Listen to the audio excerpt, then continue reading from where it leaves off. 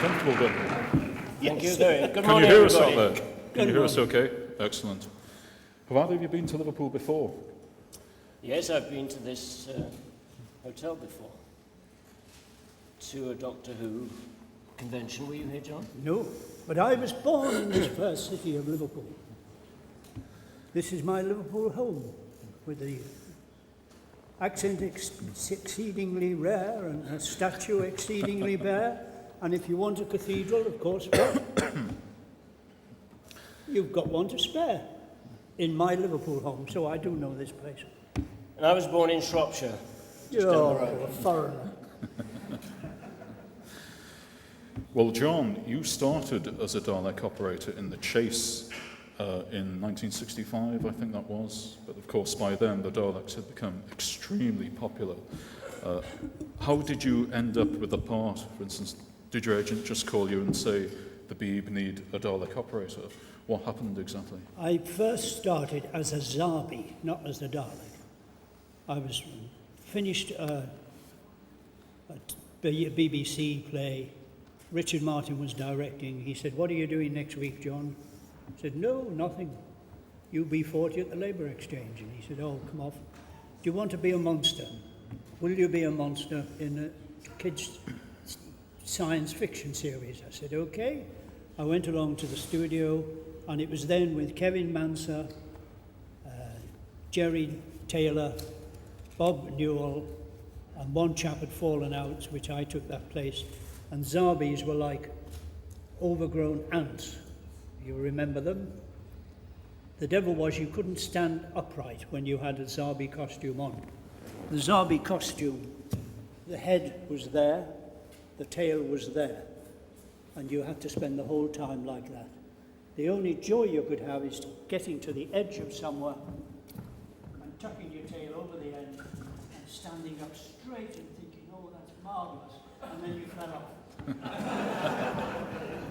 They say, "Stop recording, John's fallen off." And then after that series, the next Dalek series, they said, "Do you want to come in and be the Dalek again?" So we had the same four blokes for quite a long time, and then fair wear and tear. Si took over, fair wear and tear, when other people dropped out. Now, Si, you didn't start until, I think, 1973. Thank you for reminding me, Neil. Yeah, How were you approached? I got a call from an agent one day who said, "Si, would you like to be a Dalek tomorrow?" I thought, "Oh, yeah, great."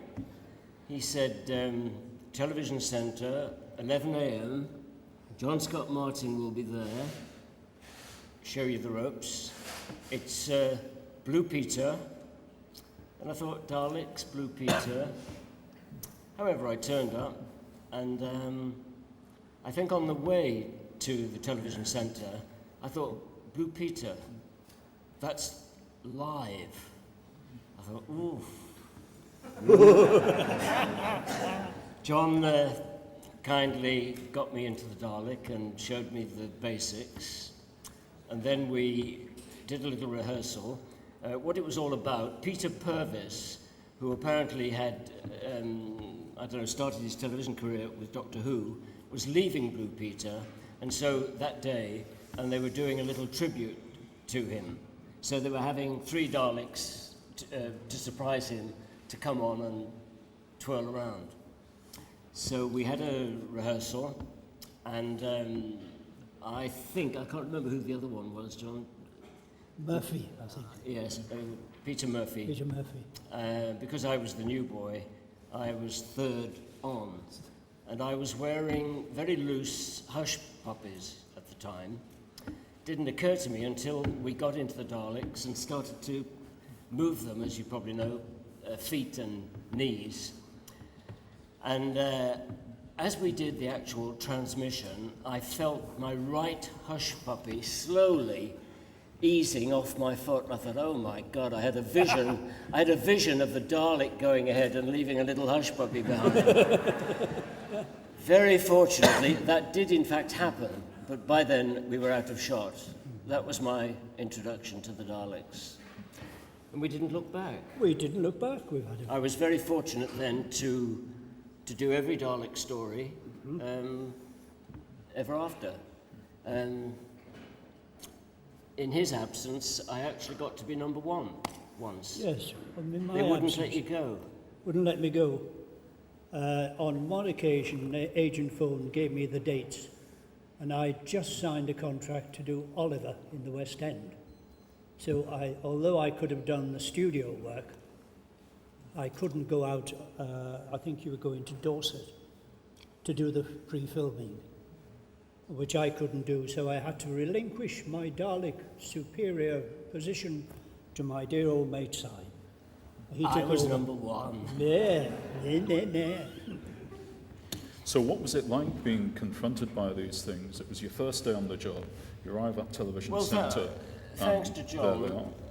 he was, you know, he didn't just leave me to it.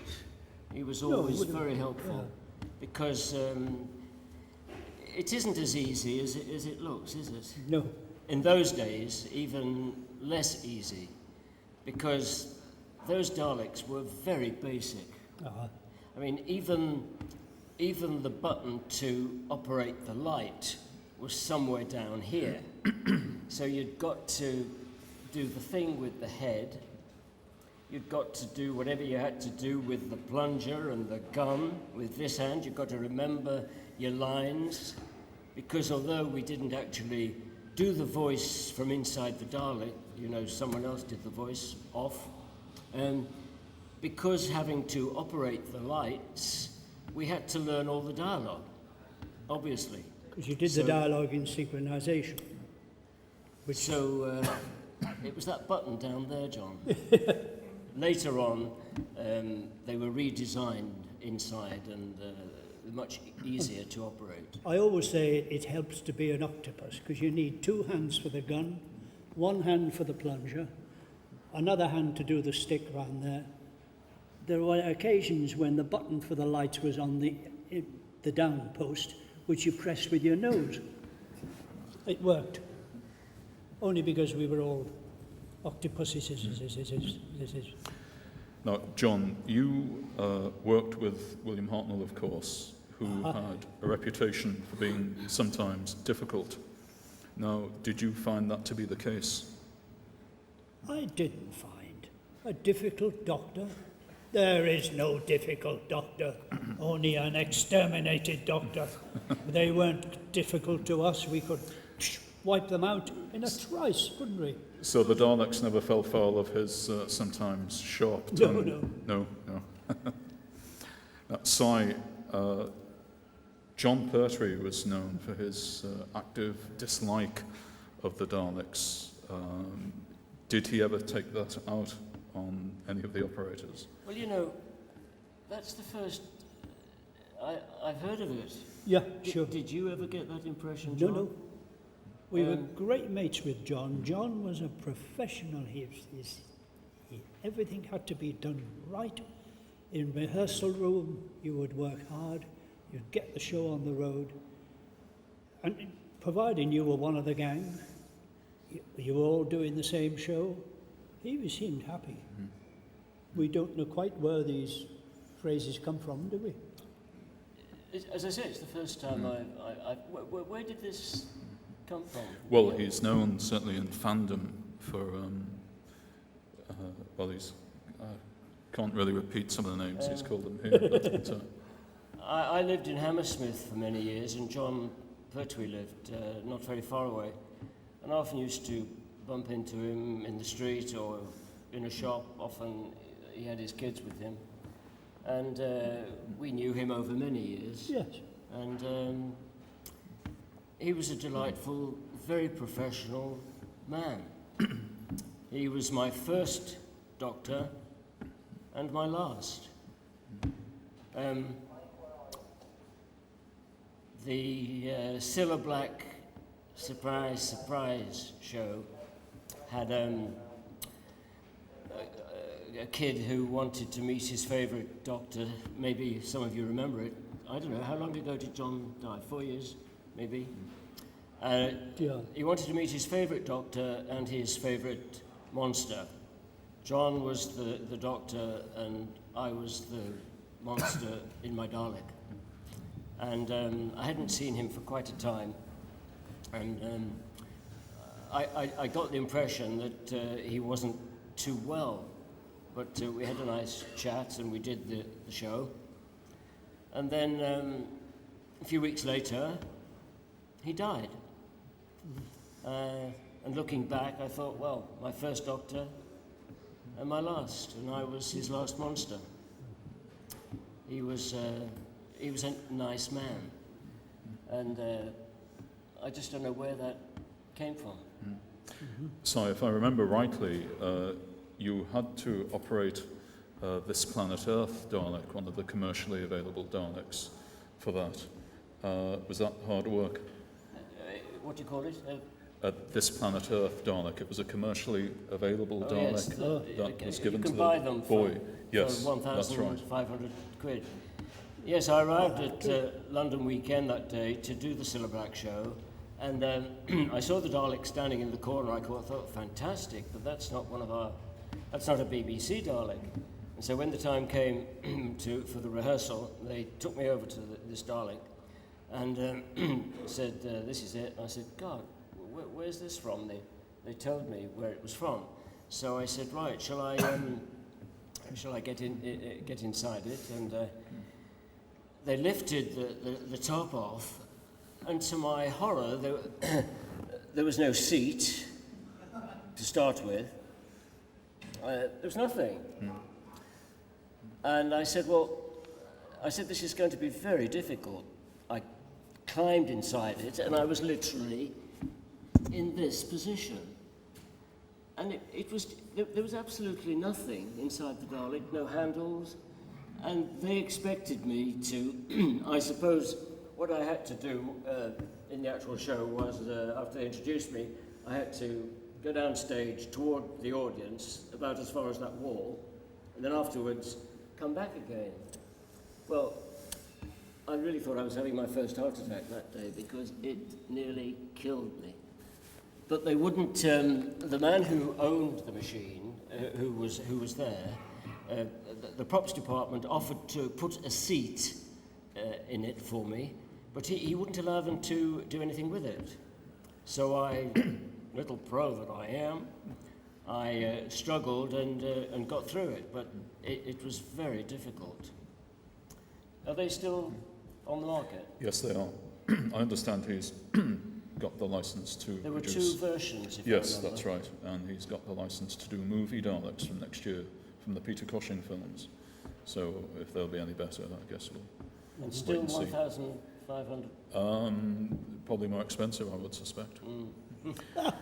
John, I think you played the Dalek Supreme in one of the Pertwee stories, Yes. Planet of the Daleks. Now that was a converted movie prop. Was that slightly different to operate, can you remember, from the standard props? It was a bit fussy in that it had lights and switches and all sorts of things. The joy was, from my point of view, you didn't have to move. It was all done on this standing position with, you could do all your recreation with your eye stick and with the different smoke effects. So you weren't hurtling around the studio, which you couldn't have done with that weight of machine. Yes. Yeah. Now, Genesis of the Daleks introduced Davros, of course. Now, as veteran Dalek operators, was there ever any talk of your playing the part? Not that I know of, because if they had offered us, they'd have had to find another Dalek. Whether that was ever a consideration, did you ever hear? No. Um, I had one occasion when Davros phoned me and said, was I available to do a children's charity on Christmas Eve? Well, that bungs the heartstrings. How can you say, no, I'm not available to do a children's charity on Christmas Eve? He said, well, it's a railway orphanage. Railway orphanage should have clicked to my head. There are not many of those in London. But no, I picked Davros up we drove up to Darlington to do this live broadcast of a children's radio show. When we got there, we found the door of the studio was too narrow to get the Dalek in. So we turned around and came back again. So that was my Christmas Eve God blessing to all children, great and small. But Davros was just another actor coming in to do a part, wasn't he? And you treated him that way. Changing the subject for just 1 second, Neil. One bone of contention over the years, you mentioning the doorway being too narrow. We suffered from narrow doorways, didn't we? We did. They always seem to forget the width of the bottom of the Dalek and seem to forget that often we had to come tearing through those doorways at a rate of knots. Yes. And often these doorways gave us a minimal amount of space. Clearance, yeah. And lots of times the scenery nearly came down, didn't it? Because it was crash into the... Especially the one with the spacecraft in the school playground. Which one was that? That was Remembrance. That was the last Yes. Do you Dalek remember story. there was a parade of Daleks through that doorway? Whether it was the same ones, because often often there were only 3 or perhaps 4 at the most. And so often it would be the same Daleks going round and coming back again as more Daleks. But there was a parade of Daleks through the doorway of that spacecraft, and I always remember the first rehearsal, and it was bang, bang, bang, bang, bang. You think, because Yeah, come on, get out, move over, Si, get over to your left. John, you come through here. John, move, somebody, stop, oh, cut, let's start again. because our sight lines, I expect you've all been inside a Dalek at some time or another, and your sight lines are very limited. You can't see immediately below. So it's very difficult to gauge when you've got to go through a narrow entrance, to do it without having a go at knocking the scenery down, which we often Did. It was one of those occasions when I got the Noel Edmonds Golden Egg Award, because I was supposedly chasing Doctor Who down a corridor, round, up a corridor, round, down a corridor, round. He was going so much faster than me that it finished up with him chasing me. And I had no idea he was at the back of me. I was still looking at the front. So Noel Edmonds gave us the Golden Egg Award for that day. I'm cheating. I'm looking at my notes. Does anybody remember the Dalek ballet we did for Vision On? Yeah? Is it still ever shown? We did that in a school playground. School playground. Somewhere near... Dulwich. I thought it was Croydon. But it was on a sloping playground. Yeah. Slopes and rough surfaces are... Hey, you just cannot move the Dalek if you get on the wrong slope. And you think, oh, push, but oh no, you won't shift. And we did this ballet, almost like 2 forklift trucks doing it. I mean, it had to be really perfectly done to create anything. I said, Si, you can do this. You're better at ballet than me. Si, when you first worked with Tom Baker, he was still settling in the role when Genesis came along. But by the time Destiny of the Daleks was aired, of course, he was very much in charge. Was he different to work with? My first remembrance of Tom Baker was a first rehearsal. I expect you were there, John. Yeah. And he came in with masses of carrier bags. And we were all wondering what the hell he'd got in these bags.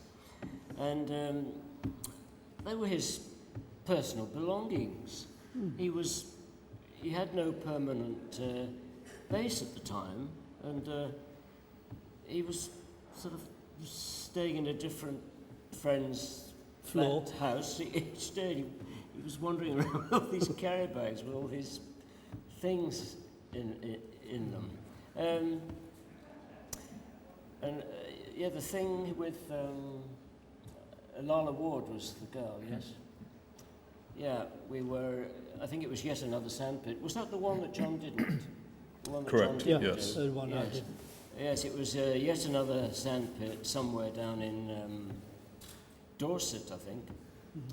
And I think the romance was beginning at that time. You know, you always know when there's something going on. You think Hello. in the early morning car to location, and you think, oh, and it happened. Soon after that, I think they announced that they were getting married. John, sorry. Yes. Yeah, all the doctors, of course, were different, and but they were all very professional, and it's the only way you have to work in television because time is so limited. It's got to be done in the time, and it's very hard work, especially for leading actors who carry the program. They have all that learning. Scenes are done out of order. It's not like the theatre where you go straight through the piece. It's all in little scenes. You'll do one scene outside, and then immediately after you go into a building, so that scene might be done weeks later. So they've got to keep that continuity.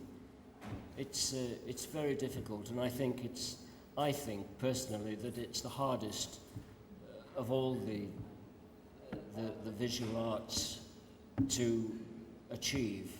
It's so precise. There are so many cameras on the actor in the studio.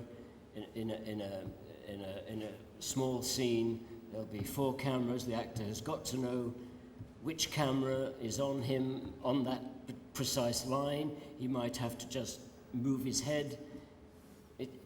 It's fantastic the way that leading actors achieve such perfection most of the time, in my opinion. I know we can do it again. They can do it again. But as I said, time is always pressing. You can't stay all day on one scene. So they've got to get it right. And it's very hard. And I admire them. John, it's unusual that you were not involved for Destiny of the Daleks. Why was that? Other work,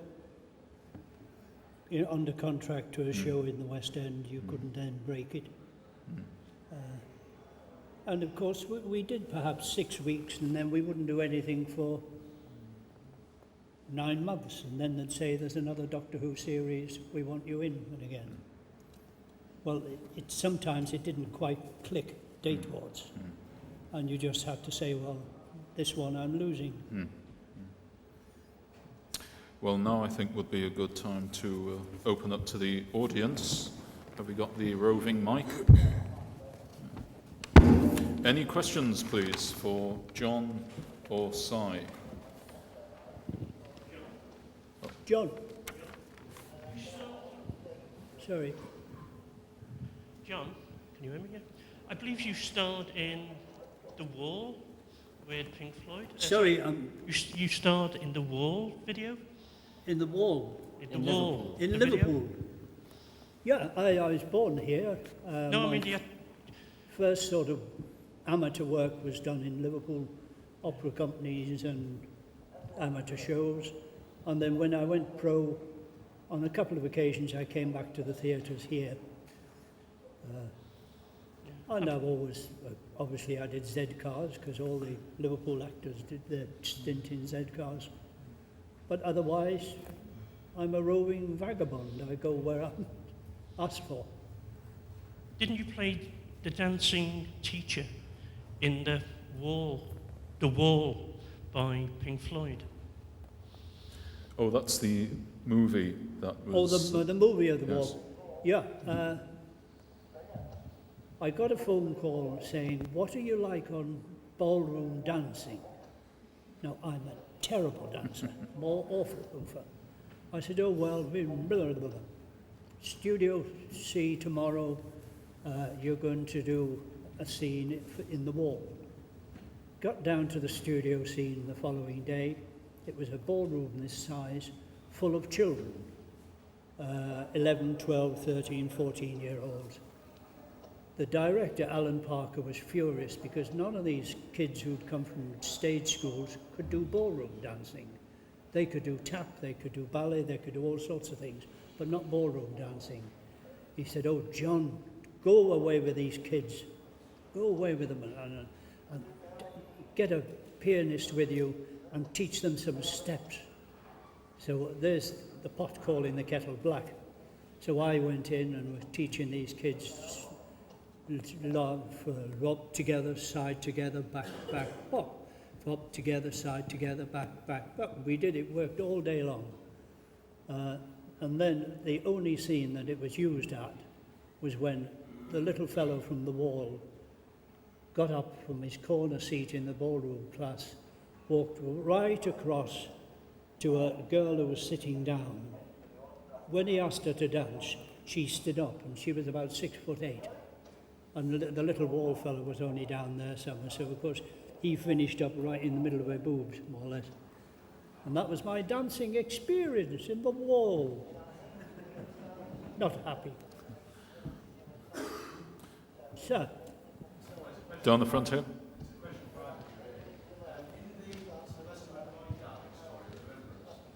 In the Sylvester McCoy story, Remembrance of the Daleks, there's a couple of scenes where Daleks are actually seen going up staircases. I don't know if either of you were in those scenes, but if you were, I was just wondering, were you still inside and literally holding the Dalek up with your hands and then looking down at your feet and moving up step by step? It had always been the thing that the Daleks could never go upstairs.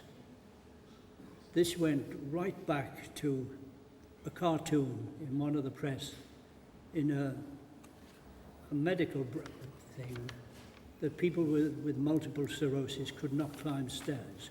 And there are two Daleks at the bottom of the flight of stairs saying, "Well, that buggers up our chance of conquering the universe, doesn't it?" Which was very sad when you think what magazine it was in. But we went on this for donkey's years, didn't we, with never doing stairs until that final one, and they did it more or less on a forklift truck.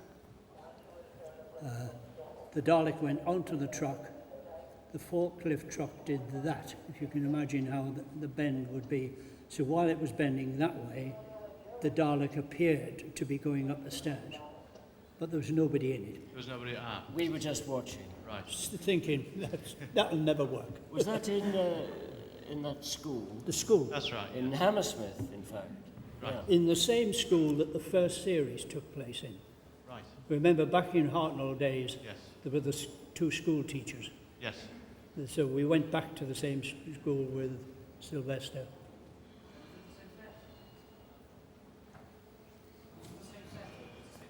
Sorry, can you mic it? Was it the same set or was it the same setting, the Coal Hill School set? The school was the same setting. It was the schoolyards. We were blowing each other up. Every time we blew all those explosions, all the fire brigades in London came hurtling down because we were just at the back of Scotland Yard. Or Yes, I read about Waterloo. that.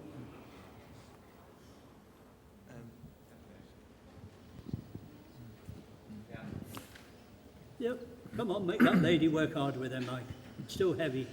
You mentioned the Vision On ballet sequence. Now, I saw that as a kid. I've never seen it since. It seemed like that there were a lot of Daleks involved. Can you remember how many Daleks were actually involved in that sequence, please? I think there were no more than four. Murphy. John, myself, Peter Murphy Grumbar, and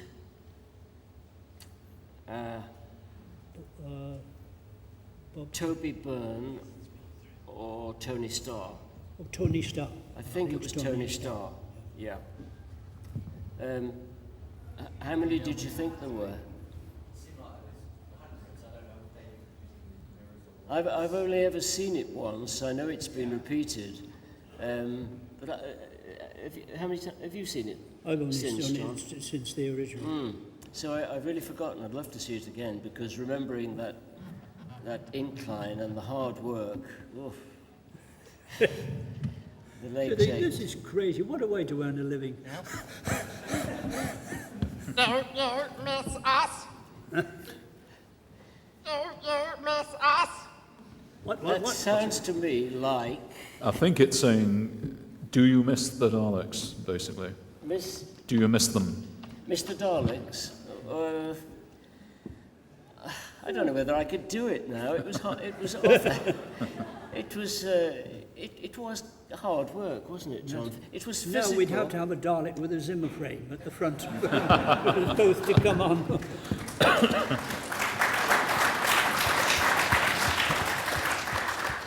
No, it was hard work because one had to think, apart from moving the damn thing, one had to, and remembering if you'd got a line coming, remembering, and if you'd got to wiggle your plunger or your gun and keep the head going. The very last Daleks we had, I think, technically for us, were the best. Yeah. Because we had an input into the way they designed the thing inside. Everything was on a periscope. So we held the thing like this in front of us.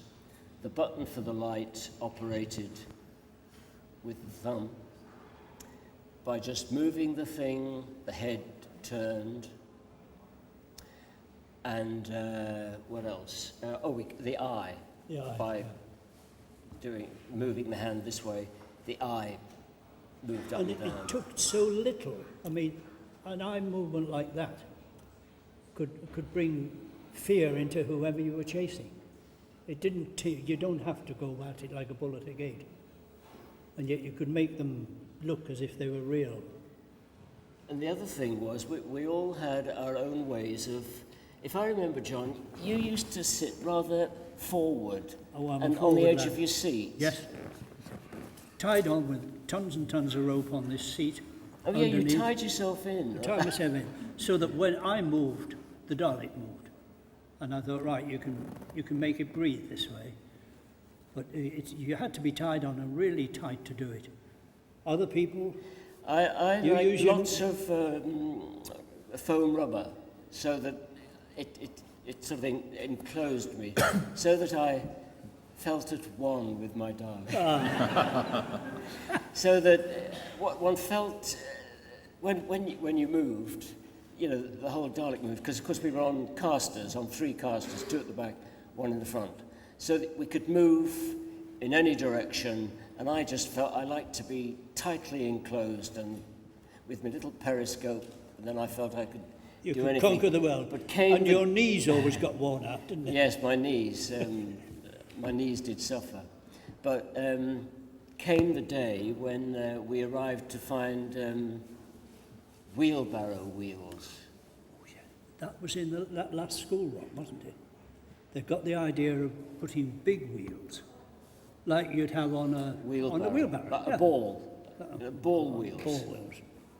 That was fine, except it lifted the whole caboose up, and our feet wouldn't touch the floor. So you were trying to do it on tippy toe. And also, for the first time, our movements were strictly limited. And in that story, you will see a Dalek doing instead of just being able to turn in any direction, you'll see the Dalek actually having to do a 3-point turn, because we couldn't turn quickly. So it was literally a 3-point turn. And the damn things were always falling off, weren't they? Yes. It was useless. You know, as a, And then another story, for some scenes, yet another sand pit. yes. They put us on tracks. Now, which one was that? I'll tell Like you. little railway lines. That which- was death. I think it was death to the Daleks. Yeah.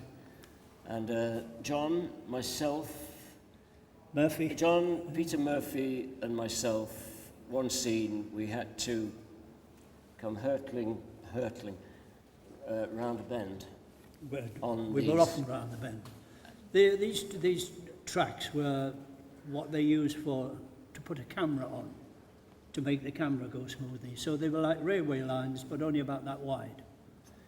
So when they put the Daleks They Onto fitted the- a little frame onto the Dalek, onto the Dalek with the wheels. with like the underneath of the wheels, so that the wheels would catch on the rail. And that limited our ability to move the thing as well, because normally we've got quite a bit of space inside the Dalek and we can move our feet about quite a bit. But because these frames were fixed underneath the Dalek, when we were on these tracks, it wasn't so bad coming downhill, but Turning other at the bits, corner at the bottom. It was difficult.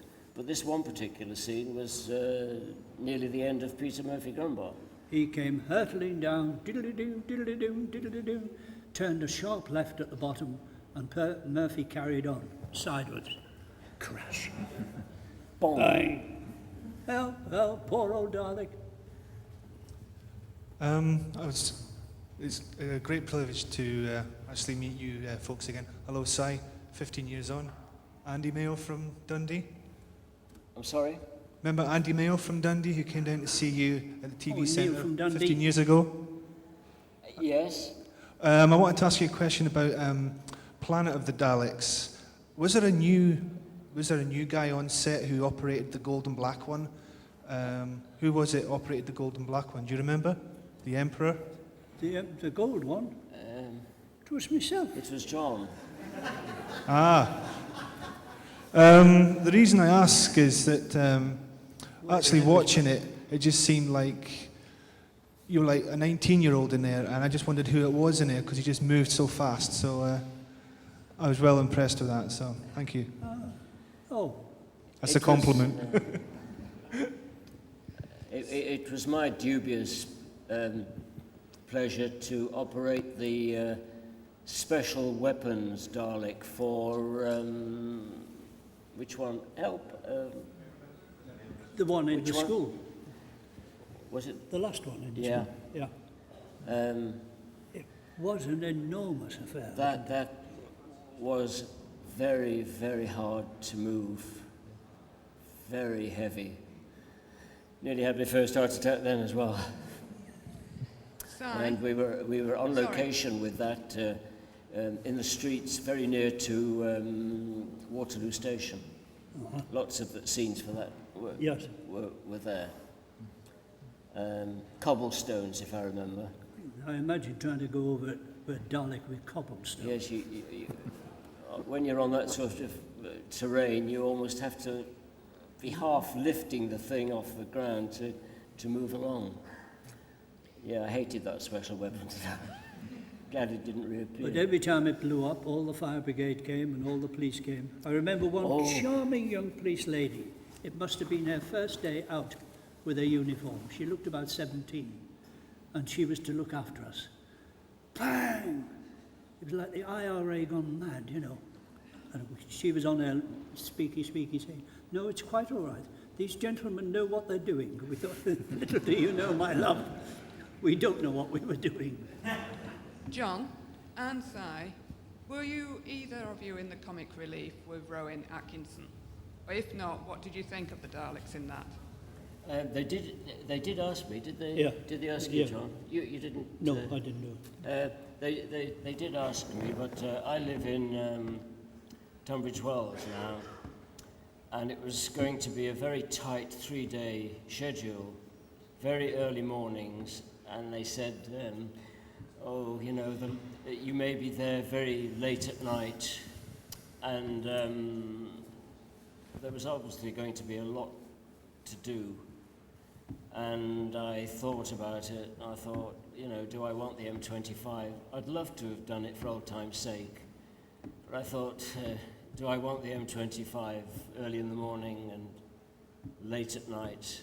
And it was for charity, but I'm afraid at the time, it was in the winter too, if I remember. Was it last winter when they did it? Yeah. So I thanked them and said, no, thank you. I thought it was excellent myself. Did you all enjoy it? Yeah. I thought it was terrific. But I don't know who operated the Daleks. Do you, John? No. Does anybody know? Who were they? Myself and a couple of other people who brought them with us. Oh, jolly good. Yeah, I brought 3 of the ones from Pinewood with us, and another one that was there from the museum is actually on display as well.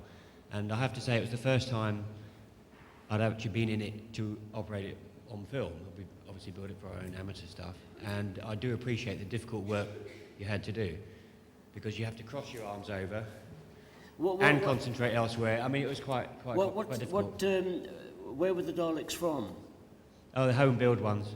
They were home built? Yeah. I So mean, there were 3 BBC ones, 3 from our outfit, and 1 from the museum. They had 7 in all. So. And were they 3 of the original ones? That I don't think so. I think there'll be some people here who will know all about that. I don't know the details of those ones. So. But No, just want to say congratulations on doing that year in, year out. It was bad enough for 3 days when we did it. Thank you. Yes, it was. I thought it was very well done. Everybody knows that the Daleks are the real stars of Doctor Who. How does it feel to be major television stars in the United Kingdom and almost completely anonymous? Nobody ever believes when I say I was a Dalek. Nobody ever believes. Does that answer your question? It's very useful, anonymity, sometimes, isn't it? Well, if I can just illustrate, years ago the Sun newspaper rang me at a time when one of the shows was going out, said, I see you're a Dalek. Can we have a little chat on the phone? What's it like being a Dalek? I told him it was quite fun, and at one point I said, sometimes one goes off set and people forget there's somebody inside the Dalek, and you hear some very strange conversations. I remembered saying that. And then the following Saturday, I don't normally buy the Sun, of course, it's getting my Times, and I thought, I wonder if he's putting a thing in. So I bought the Sun, and I thumbed through it, and to my horror, Sex terminate. Sex terminate. Sex terminate.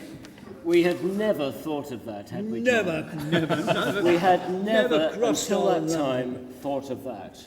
And in this article, he says that I said that I knew because inside my Dalek, hearing people's conversations, forgetting there was somebody inside the Dalek, I said I knew who was sleeping with who at the BBC, all the scandal.